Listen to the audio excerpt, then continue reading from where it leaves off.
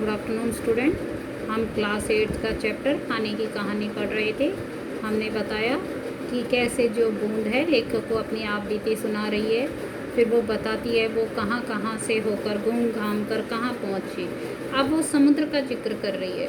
समुद्र में उसने बताया कि जब वो समुद्र में पहुँची तो पहले उसको लगा कि वहाँ उसके जो बंधु बांधव हैं उनका ही राज होगा, लेकिन उसे ऐसा पता नहीं था कि वहाँ वास्तव में दूसरे ही जीवों का राज है। और उस समुद्र में जो था बिल्कुल नमक भरा था। वो कहती है उसका खारापन पहले तो मुझे बिल्कुल नहीं भाया, मेरा जी भी मचलाने लगा था, लेकिन फिर धीरे धीरे उसको सहन हो गया। अब वो अपने दिल में सोच रही है कि मैं समुद्र के ऊपर तो बहुत घूम चुकी हूँ, अब मुझे भीतर चलकर यानी इसके अंदर भी जाकर देखना चाहिए। फिर वो उसने बताया कि कैसे उसने अंदर जाना शुरू कर दिया और मार्ग में यानी रास्ते में उसने क्या क्या देखा। रास्ते में उसने विचित्र विचित्र जीव देखे और क्या उसमें मछलियाँ देखी, घोंघे देखे, कई भन भारी कछुए देखे, हाथों वाली मछलियाँ देखी और एक ऐसी मछली भी देखी जो मनुष्य से भी लंबी होती है। उसके 8 हाथ थे। वो इन हाथों से क्या करती थी, अपने शिकार को जकड़ लेती थी। अब बताती है कि मैं और गहराई की खोज में, अब ऊपर उसने और थोड़ी गहराई में और अंदर जाना चाहती है, तो वहाँ उसने क्या देखा कि समुद्र में बहुत ही अंधेरा था और सूर्य का प्रकाश कुछ ही भीतर तक पहुँच पाता था। और बल लगाकर देखने के कारण मेरे नेत्र दुखने लगे थे। मैं सोच रही थी यहाँ पर जीवों का कैसे दिखाई पड़ता होगा कि सामने ऐसा जीव दिखाई पड़ा मानो कोई लालटेन लिए घूम रहा हो। यह एक अत्यंत सुंदर मछली थी।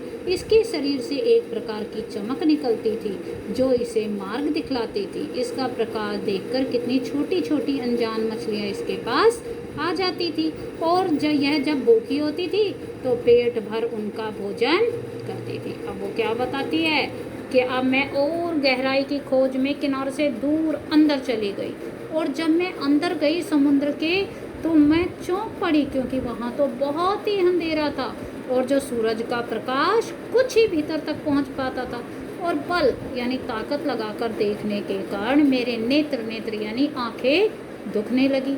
अब वो कहती है बूंद, मैं अपने दिल में सोच रही थी, अरे जब मुझे दिखाई नहीं दे रहा तो यहाँ जीवों को कैसे दिखाई पड़ता होगा।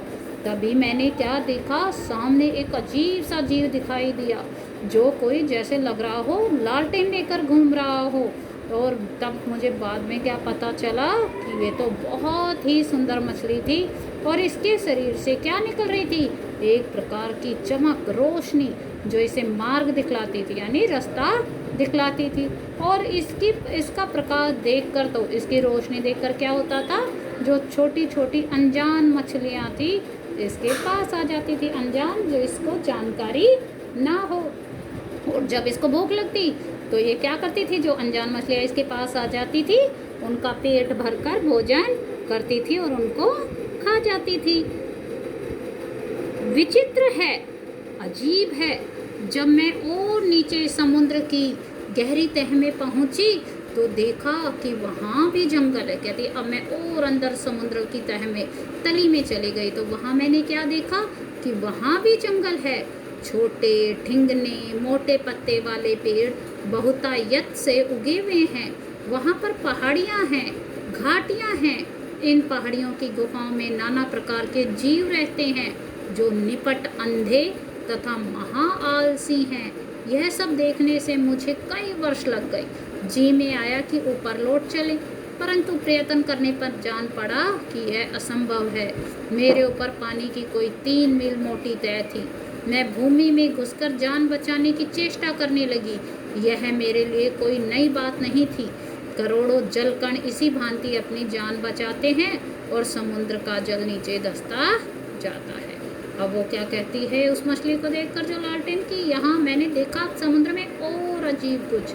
कहती है जब मैं और नीचे समुद्र की गहरी में तह में बिल्कुल तले में पहुँच गई तो वहाँ मैंने क्या देखा कि वहाँ जंगल हैं, छोटे पेड़ हैं, ठिगने यानी नाटे कद वाले मोटे पत्ते वाले पेड़ हैं, बहुतायत में उगे हुए हैं। बहुतायत यानी बहुत अधिक मात्रा में उगे हुए हैं। वहाँ पर पहाड़ियाँ भी हैं और घाटियाँ भी हैं, और इन पहाड़ियों की जो गुफाएं हैं उनमें नाना प्रकार के जीव रहते हैं। नाना प्रकार के का मतलब होता है अलग अलग किस्म के, बहुत कई तरह के भी कह सकते हैं, जो निपट अंधे तथा महा आलसी हैं। निपट यानी बहुत, निपट का मतलब क्या होता है, मतलब पूरी तरह से बहुत ज़्यादा अंधे हैं, पूरी तरह से अंधे हैं।